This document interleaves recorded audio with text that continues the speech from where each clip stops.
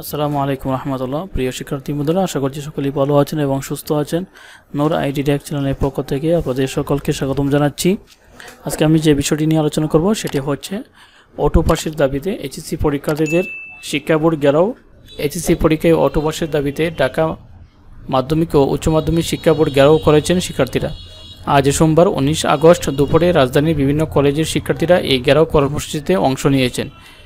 এই প্রতিবেদন লেখার সময়ও তাদের ঘেরাও কর্মসূচি চলছিল। পরীক্ষার্থীদের দাবি 2 মাস ধরে তারা আন্দোলন করেছেন।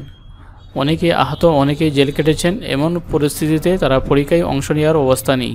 এদিকে পরীক্ষার্থীদের এই দাবির প্রেক্ষিতে আন্তঃশিক্ষা সমন্বয় কমিটির সভাপতি তপন কুমার সরকার শিক্ষা মন্ত্রণালয়ে গিয়েছেন আলোচনা করার জন্য।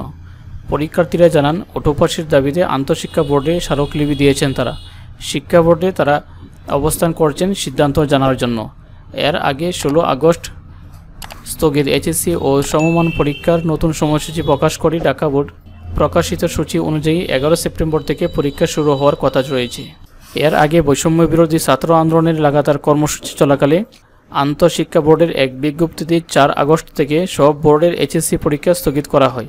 এরপর 2 আগস্ট স্থগিত নতুন সময়সূচি প্রকাশ করে ঢাকা বোর্ড।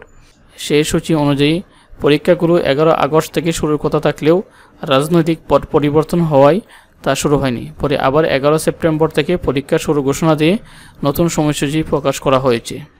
তো প্রিয় বন্ধুরা, অটো পাসের দাবিতে এইচএসসি পরীক্ষার্থীরা শিক্ষা বোর্ড ঘেরাও করেছে। তো এটাও ছিল আজকের মতো ভিডিও। আজকের মতো এখানে শেষ করছি। আল্লাহ হাফিজ। আসসালামু আলাইকুম।